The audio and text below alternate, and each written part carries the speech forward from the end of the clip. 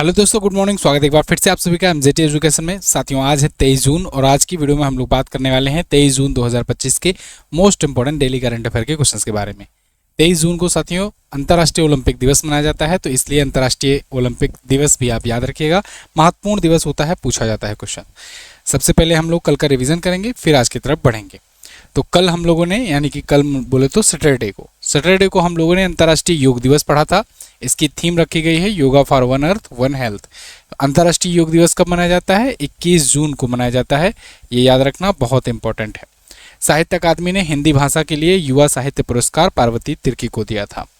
और गूगल ने Asia Pacific क्षेत्र का पहला safety engineering centre Hyderabad Telangana में खोला है। इसके अलावा जियो और एयरटेल ने satellite based internet service provide करने के लिए स्पेस एक्स के स्टार लिंक प्रोग्राम से समझौता किया है। ऊर्जा बदलाव सूचकांक या एनर्जी ट्रांजिशन इंडेक्स में भारत 71वें स्थान पर आ गया है, पहले पर स्वीडन है। इसके अलावा मैसाचुसेट्स इंस्टीट्यूट ऑफ टेक्नोलॉजी का अगला प्रोवोस्ट नियुक्त किया गया अनंथा चंद्रकासन को। ये भारतीय मूल के हैं। दिल्ली यूनिवर्सिटी ने अनुसूचित जनजाति या कहें शेड्यूल्ड ट्राइब्स के समुदाय के छात्रों को प्रशिक्षित करने के लिए जय हिंद योजना शुरू की है। महाराष्ट्र राज्य सरकार ने तीसरी लैंग्वेज के लिए मतलब इंग्लिश और मराठी के बाद थर्ड लैंग्वेज के लिए हिंदी को मान्यता दी है, स्कूलों में अनिवार्य किया है। ईसीआई की नई प्रणाली के अनुसार मतदाताओं को मात्र 15 दिनों में मतदाता फोटो पहचान पत्र मिल जाएंगे। परफॉर्मेंस ग्रेडिंग इंडेक्स 2.0 रिपोर्ट में टॉप पर रहा है चंडीगढ़। ये टॉप 10 करंट अफेयर के क्वेश्चंस थे लास्ट डे से, जिनका आपने किया रिवीजन। अब हम लोग आज की करंट अफेयर देखेंगे, लेकिन उससे पहले इसकी पीडीएफ क्विज आपको एमजेटी ऐप पर मिल जाएगी। यहीं पर आपको ई बुक मिल जाएगी जो मात्र 79 में है, लास्ट 6 मंथ की जो अभी रिसेंटली आई हुई है। ये ई बुक आप बेस्ट ई बुक सेक्शन से जाकर ले सकते हो। ठीक है, पहला क्वेश्चन, अंतर्राष्ट्रीय ओलंपिक दिवस। जैसा कि मैंने आपको शुरुआत में बताया, आज अंतर्राष्ट्रीय ओलंपिक दिवस है, यानी 23 जून को। अंतर्राष्ट्रीय ओलंपिक दिवस 23 जून को ही इसलिए मनाया जाता है क्योंकि 23 जून को ही 1894 में, ध्यान रखना, 1894 में 23 जून को ही आईओसी की स्थापना हुई थी, इंटरनेशनल ओलंपिक कमेटी की स्थापना हुई थी। इसीलिए इसके स्थापना दिवस पर यह दिवस मनाया जाता है। आईओसी ने ही पहला ओलंपिक आयोजित कराया जस्ट इसके 2 साल के बाद, यानी कि 1896 में पहला ओलंपिक खेला गया। पहला ओलंपिक 1896 में कहाँ हुआ था? एथेंस में हुआ था। ये बात याद रखना, एथेंस ग्रीस में हुआ था 1896 में, पहला आधुनिक ओलंपिक। ओलंपिक में आप जानते हो 5 रिंग होते हैं, 5 महाद्वीपों को रिप्रेजेंट करते हैं। और इस बार की थीम अगर पूछा जाएगा, थीम है लेट्स मूव। लेट्स मूव इस बार की थीम है, लेकिन इस बार थोड़ा सा अलग किया गया है। क्या अलग किया गया है? अलग अलग देशों को अलग अलग देश के नाम से थीम में ऐड किया गया है। मतलब मेन थीम तो है हैशटैग लेट्स मूव, लेकिन उसके बाद जैसे इंडिया है तो लेट्स मूव इंडिया, कोरिया है लेट्स मूव कोरिया, ऐसे ऐसे करके किया गया है। तो लेट्स मूव मेन थीम है, लेकिन आप इंडियन हो तो लेट्स मूव +1 इंडिया।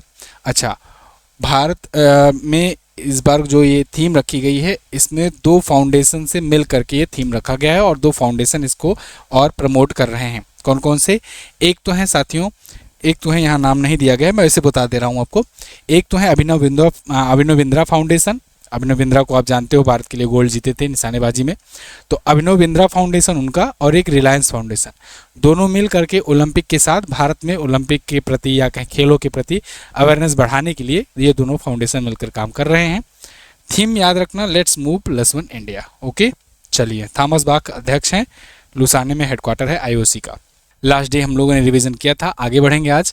जून 2025 में राष्ट्रपति द्रौपदी मुर्मू जी ने कहां पर राष्ट्रपति तपोवन एवं राष्ट्रपति निकेतन का उद्घाटन किया? तो राष्ट्रपति द्रौपदी मुर्मू जी ने 2 पार्क का उद्घाटन किया है, राष्ट्रपति तपोवन और राष्ट्रपति निकेतन। ये दोनों ही देहरादून उत्तराखंड में है। यहाँ पर आप देख सकते हो, प्रेसिडेंट मुर्मू इनॉग्रेट राष्ट्रपति तपोवन एंड राष्ट्रपति निकेतन इन देहरादून। देहरादून उत्तराखंड की राजधानी है। यहाँ पर इन्होंने अपने 67वें जन्मदिन के अवसर पर 20 जून को इसका उद्घाटन किया हुआ है। अब ये दोनों औपचारिक रूप से आम नागरिकों के लिए खोल दिए जाएंगे, ये दोनों ही पार्क। खास बात यह है कि दोनों ही पार्क जो हैं ये शुद्ध शून्य उत्सर्जन वाले हैं, 0 कार्बन एमिशन वाले हैं। यहाँ पर जो भी चीज़ें यूज़ की गई हैं वो कार्बन एमिशन ना करने वाले चीज़ों का यूज़ करके किया गया है। राष्ट्रपति तपोवन का क्षेत्रफल 19 एकड़ है, निकेतन का 21 एकड़। अगला क्वेश्चन है, हाल ही में जारी IEA की रिपोर्ट के अनुसार विद्युत उत्पादन के मामले में भारत किस स्थान पर है? इंटरनेशनल एनर्जी एजेंसी, इसकी एक रिपोर्ट आई है और इसमें यह बताया गया है कि विद्युत के उत्पादन के मामले में दुनिया भर के कौन से देश किस स्थान पर हैं। तो इसमें भारत है तीसरे स्थान पर। आप ये आर्टिकल देखिए, पावर जनरेशन के मामले में India records third highest growth in the power generation behind only US and China. हम लोग सिर्फ यूएस और चाइना के पीछे हैं, बाकी दुनिया में तीसरे सबसे ज़्यादा पावर जनरेशन वाले कंट्री हैं। तो ये इंटरनेशनल एनर्जी एजेंसी की रिपोर्ट है, जारी करता है, इनको भी नाम याद रखना है, ठीक है। तेजी से वृद्धि का कारण है विभिन्न क्षेत्रों में बढ़ती ऊर्जा की मांग, नवीनीकरण ऊर्जा, विशेष रूप से सौर ऊर्जा, इन सब को लेकर सरकारी प्रोत्साहन। आप जानते हो सौर ऊर्जा को लेकर के PM सूर्य घर योजना और सूर्योदय योजना, दो चलती है योजनाएं, ये भी याद रखना। अभी रिसेंटली इसका उद्घाटन किया था PM मोदी ने। हाल ही में किस पत्रिका ने the champion of digital media award south Asia 2025 जीता? The champion of digital media award south Asia, ये अवार्ड जीता है द हिंदू ने। द हिंदू आप जानते हो भारत का सबसे पुराना और सबसे प्रतिष्ठित अखबारों में से एक है। तो द हिंदू ने ये अवार्ड जीत लिया है, the champion of digital media award in south Asia. Basically इसने 10 अवार्ड जीते हैं टोटल, और 10 अवार्ड्स में से एक अवार्ड ये भी है। 4 में गोल्ड ट्रॉफियां जीता है, जैसे वीडियो का सर्वश्रेष्ठ उपयोग, सर्वश्रेष्ठ नेटिव एडवर्टाइजिंग कैंपेन, राजस्व या रेवेन्यू रणनीति में AI का सर्वश्रेष्ठ उपयोग और सर्वश्रेष्ठ पॉडकास्ट। हालांकि आपको इनमें से कोई भी श्रेणियों के बारे में पता नहीं होगा शायद, लेकिन खैर पहुंच है भाई, तो इसलिए ये जीत गए हैं। World association of news publishers द्वारा ये अवार्ड दिया गया है द हिंदू को। ओके, द हिंदू के बारे में एक चीज़ याद आता है कि द हिंदू ये पहला अखबार था इंटरनेट पर अपलोड होने वाला, पहला अखबार था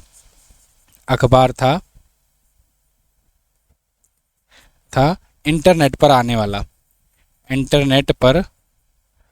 वाला, ठीक है ना, ये भी याद रखना। इंडिया का पहला न्यूज़ पेपर है ये। अच्छा, जो अपनी 6 मंथ की ई बुक है, ये लास्ट 6 मंथ की ई बुक में चैप्टर वाइज कंटेंट है, 1800 प्लस क्वेश्चंस हैं, डिटेल एक्सप्लेनेशन है। आप पर डे का चैप्टर वाइज एक्सप्लेनेशन मतलब चैप्टर वाइज टारगेट बना करके रीडिंग कर सकते हो। इसमें हर एक चीज़ कवर किया गया है। तो आप किसी भी एग्जाम के लिए अगर तैयारी कर रहे हो, चाहे ROA आपका, चाहे आप CGL की एग्ज़ाम तैयारी कर रहे हो, चाहे PCS एग्ज़ाम के PSC एग्ज़ाम के लिए तैयारी कर रहे हो, सब में ये काम करेगा, ठीक है। अगला, हाल ही में आयोजित पेरिस डायमंड लीग 2025 में नीरज चोपड़ा ने कौन सा पदक जीता? तो नीरज चोपड़ा ने जीत लिया है फाइनली गोल्ड मेडल। लगातार बेचारे प्रयास कर रहे थे पिछले 2-3 सालों से, सिल्वर पर रह जा रहे थे, लेकिन इस बार फाइनली इन्होंने डायमंड लीग में गोल्ड मेडल जीत लिया है। अभी पीछे दोहा डायमंड लीग में इन्होंने जीता था सिल्वर, यहाँ पर देखो गोल्ड जीत लिया है पेरिस डायमंड लीग में। देखो असली स्पोर्टमैन यही हैं भाई, असली कह सकते हो हीरो। मतलब ये बंदा ऊंचाई छूने के बाद, बहुत सारे खिलाड़ी होते हैं जो ऊंचाई छूने के बाद ना गिरते हैं और बहुत बुरी तरीके से गिरते हैं। कारण ये है कि जब उनको नेम फेम मिल जाता है तो बहुत ज़्यादा स्पॉन्सरशिप, बहुत ज़्यादा इधर उधर कंपनियां, एडवर्टाइजमेंट, इन सब में लग जाते हैं, खेल से उनका फोकस हट जाता है। लेकिन यहाँ पर ये है एक्सेप्शन। आप देखोगे इनके लगातार परफॉर्मेंस में सुधार रहता है, या तो 19-20 का ही रहता है अंतर। मैं कहना तो नहीं चाहिए वैसे, मैं आपको एक एग्जाम्पल बता रहा हूँ। जैसे अभी मनु भाकर को देखो आप, वो 2 मेडल जीती ओलंपिक में, उसके बाद खूब मीडिया प्रमोशन, एडवर्टाइजमेंट, रील्स, इधर उधर सब कुछ चला। अभी एक इवेंट हुआ था, उसमें 10वें नंबर पर आई थी वो। सोचो, कहाँ ओलंपिक की विजेता 2-2 मेडल ओलंपिक में जीती हुई और 10वें नंबर पर आई, क्वालिफाई भी नहीं कर पाई। तो ये होता है। लेकिन नीरज चोपड़ा को अगर आप देखोगे तो लगातार बंदे में सुधार होता रहता है, कंपटीशन में बना रहता है। तो ये होना चाहिए खिलाड़ियों में खास करके। तो इन्होंने 88.16 मीटर का थ्रो करके पहला स्थान हासिल किया है पेरिस डायमंड लीग में। दूसरे पर जूलियन वेबर थे, लुइस मैरियोस दा सिल्वा तीसरे पर थे। और 2 वर्षों में उनका पहला बड़ा खिताब है, आप जानते हो 2 ओलंपिक मेडल ये भी जीत चुके हैं, एक बार गोल्ड, एक बार सिल्वर, ठीक है। पिछली बार वाला सिल्वर था और इससे पहले वाला टोक्यो ओलंपिक वाला गोल्ड जीता था इन्होंने। 11वें अंतर्राष्ट्रीय योग दिवस 2025 के अवसर पर किस मेडिकल कॉलेज ने 3003 स्वास्थ्य कर्मचारियों की भागीदारी के साथ Asia book of world record में खिताब अपने नाम किया? तो अंतर्राष्ट्रीय योग दिवस 11वां अभी 21 जून को मनाया गया। इस अवसर पर मेडिकल कॉलेज है एक AIMS मोहाली। इसे एम्स मत पढ़ लेना गलती से, क्योंकि देखो ये थोड़ा सा ट्रिक अपनाया इन्होंने। एम्स एक्चुअली में all India institute of medical sciences होता है ना। तो इन्होंने नाम थोड़ा सा सिमिलर रखा, लेकिन ये वो वाला गवर्नमेंट वाला एम्स नहीं है, ये AIMS मोहाली है, ठीक है ना।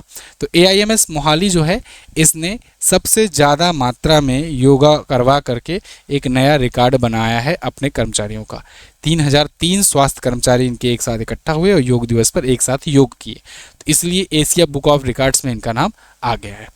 इस यूनिवर्सिटी का पूरा नाम है doctor BR Ambedkar state institute of medical sciences Mohali, ठीक है। कहीं पर भी आपको ये AIMS लग रहा है, यहाँ से ले लिए होंगे अम्बेडकर, और उसके बाद फिर IMS से इंस्टीट्यूट ऑफ मेडिकल साइंसेज ले लिए होंगे, है ना।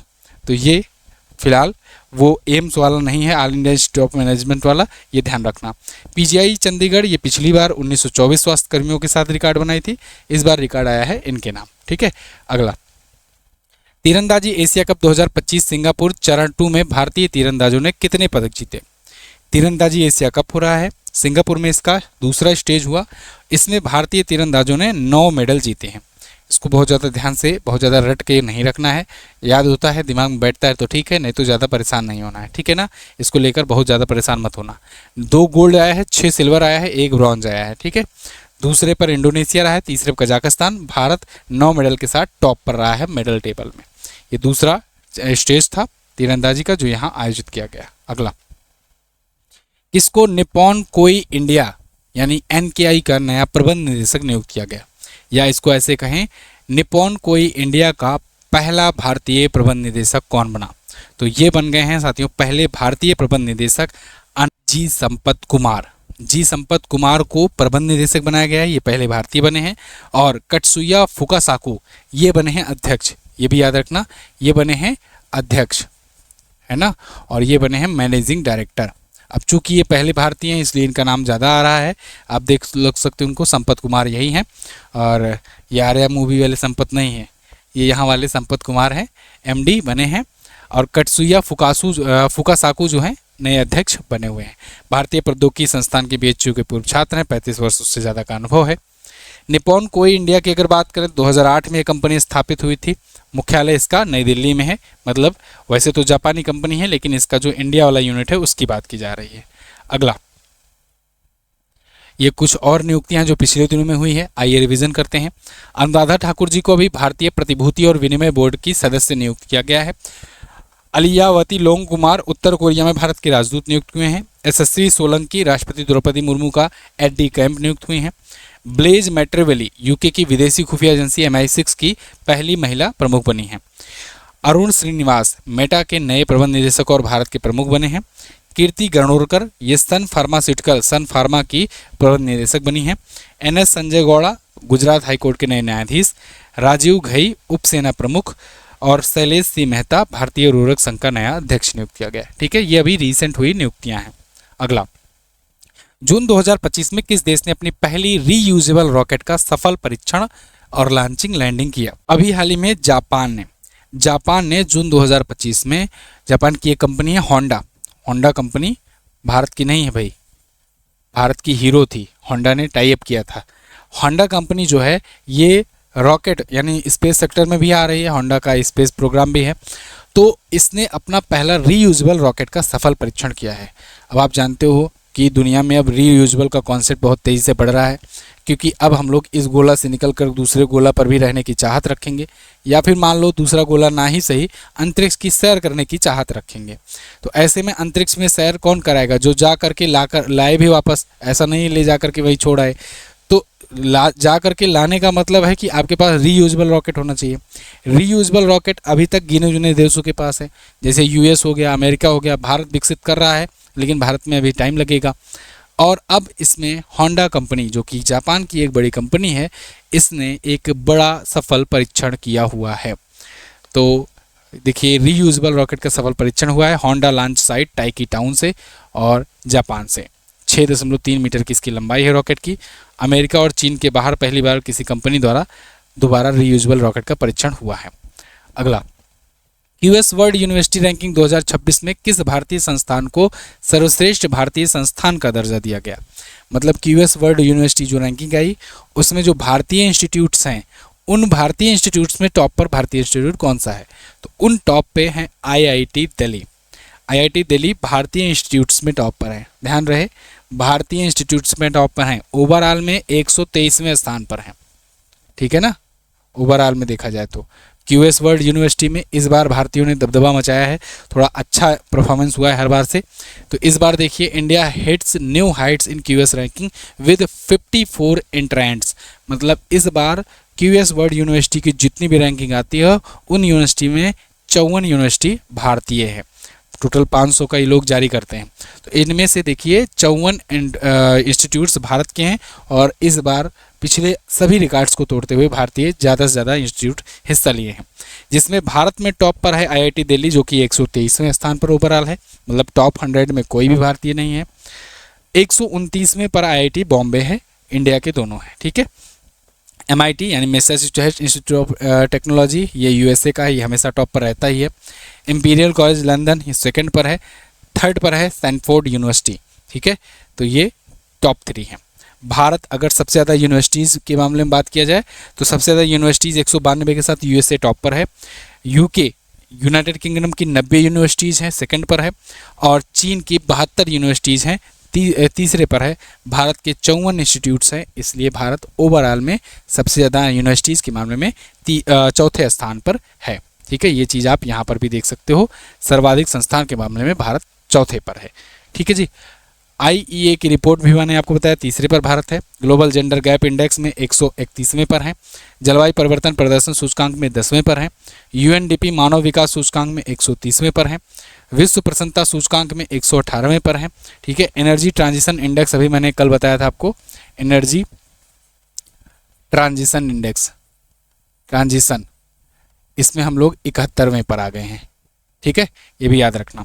ग्लोबल टेररिज्म इंडेक्स में 14वें पर, मुक्त भाषण सूचकांक में 24वें पर और वैश्विक अर्थव्यवस्था रैंकिंग में 5वें पर, ग्लोबल फायर पावर में चौथे पर। अगला, हाल ही में लॉन्च हुए विश्व पैरा एथलेटिक चैंपियनशिप 2025 का शुभंकर विराज, इसका संबंध किस जानवर से है? तो विराज जो है विश्व पैरा एथलेटिक चैंपियनशिप का मस्कट होने वाला है, यानी शुभंकर होने वाला है, और इसका संबंध है हाथी से। एक युवा हाथी के रूप में विराज को दर्शाया गया है, कुछ इस प्रकार से विराज है।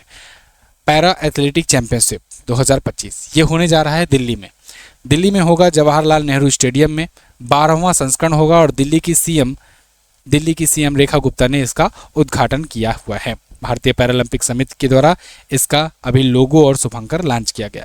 तो लोगो शुभंकर है, विराज ये याद रखना इंपॉर्टेंट है, जो कि एक युवा हाथी है जिसके हाथ में ब्लेड लगा हुआ है, ठीक है। हाथ में ब्लेड लगा हुआ है इसलिए क्योंकि ये पैरा एथलेटिक्स है तो पैरा दिखाना है उसको।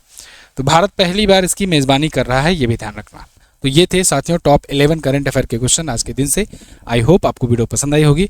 कल भी मैंने आपसे रिक्वेस्ट की थी, आज भी मैं फिर से रिक्वेस्ट कर रहा हूँ, आप लोग वीडियो को ज़्यादा से ज़्यादा लाइक करो, शेयर करो और कमेंट्स ज़्यादा करने की कोशिश करो। पिछले कुछ दिनों में जब मैं घर गया हुआ था, 1-2 दिन ऑफ था, तो उस दौरान यूट्यूब ने रीच बहुत कम कर दी है। तो जब रीच बहुत ज़्यादा कम हो गई है तो लोगों तक वीडियो पहुंच नहीं पा रही, कई बार नोटिफिकेशन ही नहीं जा रहे। मतलब मैं देख रहा हूँ, मेरे 2 मोबाइल है तो एक मोबाइल में आ रहा नोटिफिकेशन, एक में आ ही नहीं रहा है। तो इसलिए आप लोग ज़्यादा से ज़्यादा कमेंट्स कीजिए, लाइक कीजिए, एंगेजमेंट बढ़ाइए और शेयर भी कीजिए अपना, तो जिससे ज़्यादा से ज़्यादा लोगों तक ये वीडियो पहुँचे, ठीक है, हमारा भी मोटिवेशन बना रहे। लास्ट डे के क्वेश्चंस की मैं बात करूं, अगर यूक्रेन में फंसे भारतीयों को निकालने के लिए भारत सरकार द्वारा शुरू किए गए ऑपरेशन का नाम क्या है? तो ऑपरेशन का नाम है ऑपरेशन गंगा। और किस देश ने सबसे ज़्यादा बार आईसीसी महिला T20 विश्व कप जीता है? तो ऑस्ट्रेलिया ने जीता है। आज आपको क्या बताना है, 11वें अंतर्राष्ट्रीय योग दिवस के अवसर पर फ्लोटिंग योग या तैरता योग का आयोजन किसने किया है? थोड़ा सा एक्स्ट्रा क्वेश्चन है, तो एक्स्ट्रा क्वेश्चन है इसीलिए क्वेश्चन ऑफ द डे में दे दिया हूँ, आप लोग आंसर बताइएगा। ऊर्जा बदलाव सूचकांक में कौन सा देश शीर्ष पर है, ये भी बताइए, एनर्जी ट्रांजिशन इंडेक्स में, ठीक है। तो दोनों क्वेश्चन के बारे में जो भी पता होगा डिटेल से आंसर कीजिए। बाकी स्टैटिक जीके हो, करंट अफेयर हो, साइंस हो, सबकी ई बुक आपको MJT ऐप पर मिल जाएगी। मैं मिलूंगा अगली वीडियो में, तब तक के लिए नमस्कार, जय हिंद, वंदे मातरम।